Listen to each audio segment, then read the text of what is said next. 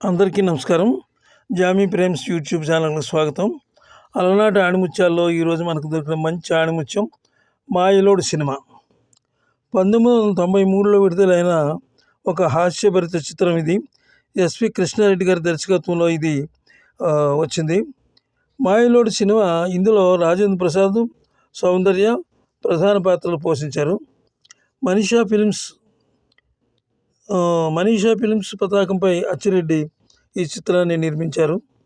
ఈ చిత్రానికి 1993లో కుటుంబ సమేతంగా కలిసి చూడదగిన చిత్రంగా నంది పురస్కారం లభించింది. ఈ వీడియో పూర్తిగా చూడండి. నచ్చితే ఒక లైక్ ఇచ్చి సబ్స్క్రైబ్ చేయండి. మాకు సపోర్ట్ ఇవ్వండి.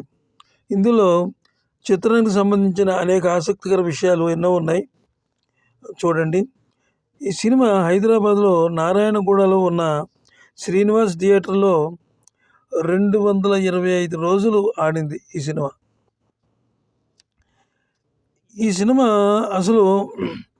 సినిమా ఆలోచన ఎలా వచ్చిందంటే, కృష్ణారెడ్డి గారు చాలా బాగా ఆలోచించి ఈ స్క్రిప్ట్ తయారు చేసి దీన్ని, అంటే ఆయన ముందే చెప్పారంట, చాలా బాగుంటుంది సినిమా, ఇది సక్సెస్ అవుద్ది అని చెప్పారు.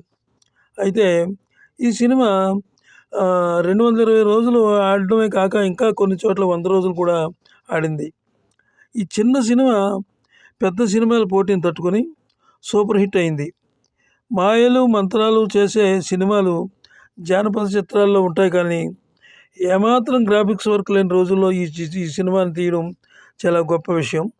ఈ హాస్యరతభరిత, అంటే అంతా హాస్యం, ఎక్కువ కామెడీ ఉంది ఇందులో. ఈ హాస్యభరిత చిత్రానికి చెప్పాలి అంటే ఆయన, అంటే కృష్ణారెడ్డి గారి అభిరుచి అనమాట, అంత మంచి అభిరుచి. ఇందులో సౌందర్య చాలా అద్భుతంగా చేసింది సినిమాలో. సౌందర్య రాజేంద్ర ప్రసాద్ జంట బాగా జనాన్ని బాగా ఆకర్షించింది. అలాగే అచ్చిరెడ్డి గారు ఈ సినిమా గురించి చాలా విషయాలు చెప్పారు. ఈ సినిమా 225 రోజులు ఎందుకు ఆడింది అనే దాని గురించి ఆయన ముఖ్యంగా చెప్తూ అద్భుతంగా, అంటే బ్రహ్మానందం, ఆలీ, చాటాస్, ఇందులో బ్రహ్మానందం, ఆలీ, చాటాస్ సీన్లు అద్భుతంగా పండాయి. అలాగే అచ్చిరెడ్డి గారు ఆలోచన విధానం ఎలా ఉందంటే, ఈ సినిమా తీసిన తర్వాత ఈ సినిమాకి బంగారు నంది అవార్డు, అంటే కుటుంబ సమేతంగా చూడదగ్గ చిత్రంగా ఈ చిత్రానికి బంగారు నంది అవార్డు వచ్చింది.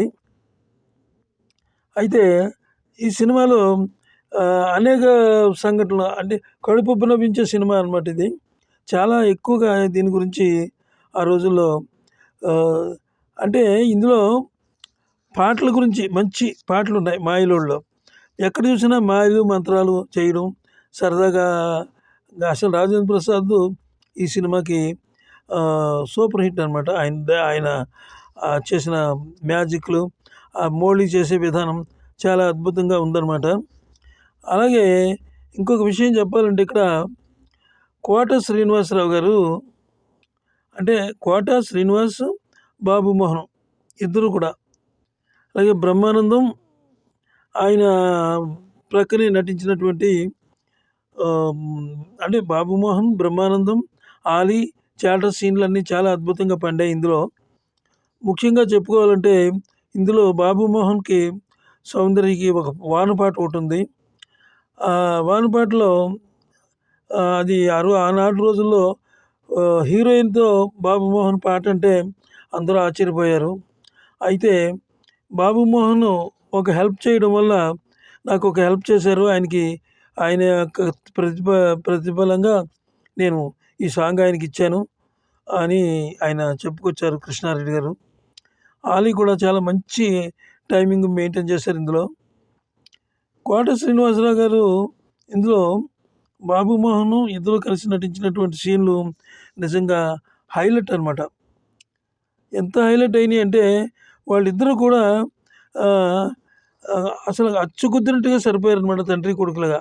ఇంతకుముందు ఏదో ఆయనకు పనివాడి వేషం వేశారు, ఆ వేషం వేశారు, ఈ వేషం వేశారు, కానీ ఈ సినిమాలో మాత్రం చాలా అద్భుతమైనటువంటి పెర్ఫార్మెన్స్ చూపించారు. అలాగే రాజేంద్ర ప్రసాద్ గారు ఆ మోళి కట్టినప్పుడు ఆ పాప దగ్గర మాట్లాడే సీన్లు హృదయం కదిలించాయన్నమాట, పాపతో చేసిన సీన్లు.